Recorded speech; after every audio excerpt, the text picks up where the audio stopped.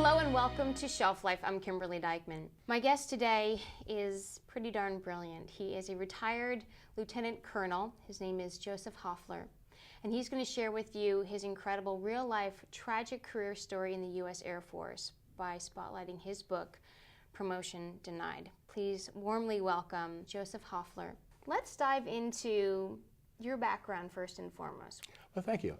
As you stated, I was raised in the South, so I'm not a stranger to discrimination. Right. Black and white water fountains, segregated schools, and colleges or whatever. But I graduated from college in 1962, and I enlisted in the Air Force because I wanted a job with a level playing field. Mostly during that period of time, if you finished college and stayed in the South, chances are you're going to be a teacher or a preacher. Nothing against those professions, but I want something more. Right. So I enlisted in the Air Force. Was there a common misperception at the time that if I can make it through college and I can enlist in the Air Force, things, or in the armed forces for that matter, that things are going to be a little bit easier to deal with? But that was the truth. A lot of my classmates, a lot of people I knew, enlisted in the military because that was thought to be a way out. I can compete, work for the federal government, and things would be equal. Because there were no laws against, there were no Jim Crow laws or segregation laws back then. So you have a pretty long, outstanding career, actually. So there are actually things that went in your favor, and perhaps it's because you did a really good job that allowed you to move up in the ranks, though. Yeah, so in my book, Promotion Denied, I outlined those steps. Okay, as I said, I enlisted in the Air Force. I was chosen to be an officer at the Officers Training School. I spent 16 years as a security police commander, and I spent 6 years as a missile launch officer. Up to that point, my career was level. I did everything the Air Force asked me to do.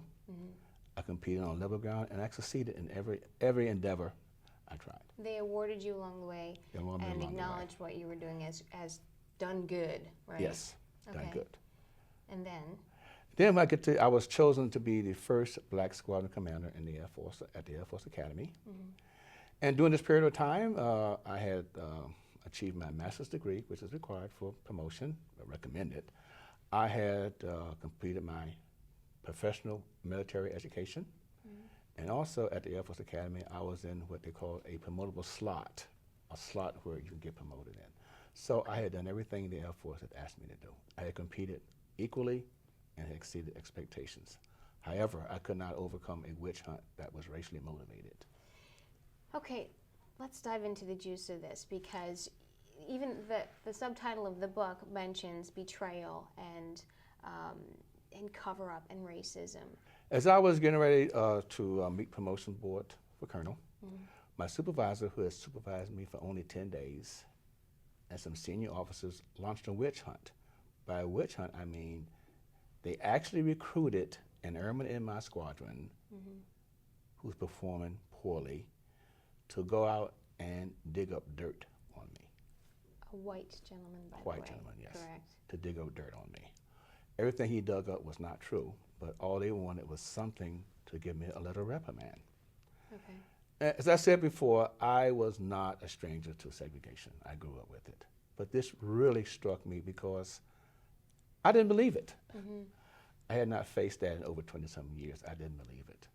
My operation officer, who's white, and my first sergeant, who are white, had to convince me, said, "Sir, they're after you because you're black." And I said, "How do you know this?" They have both been threatened by the hierarchy at the Air Force Academy is, "Stay out of this, we want Joe." Both of them, "Stay out of this, we want Joe." Well, at that point, I knew it was racially motivated. So what do you do then? Well, Kimberly, you sit back and say, I just don't believe this. I've given 24 years of my life to protect rights, equal rights, etc. I just don't believe this. Not only that, I had preached to you, black airmen, if you do your job right, if you have a problem, there are agencies in the Air Force who will correct the injustice. Right. So now here I am, got to say, hey, what do I do to protect myself? So I followed all the Air Force channels. Social action officer, he didn't want to help me. He was afraid. The Air Force IG, I found out, was in on the witch hunt. My commander, who was a 3-star general, refused to see me. So I was basically left with, what do I do now?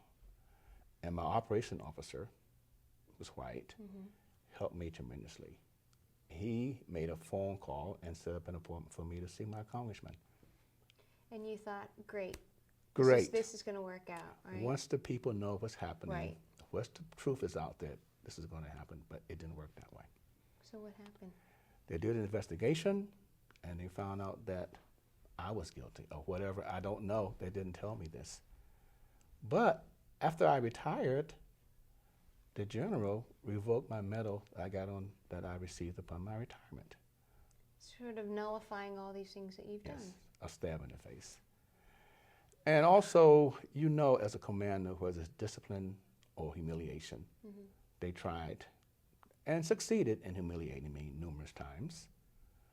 My little reprimand, which should be given privately in the office. Right. My first sergeant found out in the bowling alley that I was receiving a letter of reprimand before I even know what the conclusion of the investigation was. God. Not only did he find out, they sent it through the mail. Those things professionally should be given face to face and explain why you are getting it. So you've got these leaders doing obvious things that are wrong, Humiliation. humiliating you, taking things away from you that you have obviously earned, and striping this with racism like you wouldn't believe. And you're sitting here in front of me, and you don't sound like a jaded man. You never went postal. You never got belligerent, it seems like. Why is that? Because you've obviously chosen not to, in turn, become a racist or be jaded about this. Family support. And deep inside, I knew I was right. I knew I hadn't done anything wrong. So how did you decide to write this book? I mean, Promotion Denied is, it's just, I could see how painful it must have been to write it. So why did you choose to do so, and what was that process like?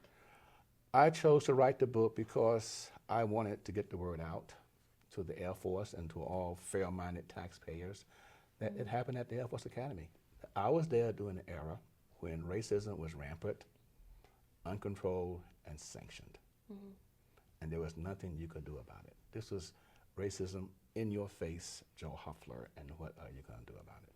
And as of today, nothing. And Kimberly, I'll tell you, I'm getting a lot of emails and telephone calls saying, Colonel, where has this book been? I can imagine. Why didn't this book come out 10, 15 years ago or 5 years ago? Because it will help them get over their feelings, etc. The Air Force Academy was so bad that the young black airmen referred to it as the plantation because you felt helpless. You were here working with no voice. You had to do what the man said do. That's how the name came about. So Promotion Denied is getting into people's hands all over the country, and we want to know what is next in your shelf life. What are you doing further with this book? It is my hope that the subject of racial relations in the military will be looked at and investigated. And mainly the people who read my book or relatives will realize that it can happen, and they should not be like me. They should be aware that it can happen. But still, I bleed blue. I still believe in the system. I believe this was a action by a few men, and hopefully next time the Air Force will step in and remedy this injustice. Now, you mentioned to me that people are sending you their support like you wouldn't believe. If people want to continue doing this, how can they get in touch with you? Well, they can reach me on my website, josephwhoffler.com. Well, Promotion Denied is going to be something that people are probably going to be chatting about for a long, long time. Thank you again for taking the time. I really appreciate it. I feel like I should salute you. Thank you for having me. So it is Promotion Denied by Joe Hoffler here, who's a wonderful human being and just someone that we can definitely all look up to. And you've been watching Shelf Life. I'm Kimberly Dykeman. Thank you so much for joining us. We've got some more great authors coming to you, so keep tuning in.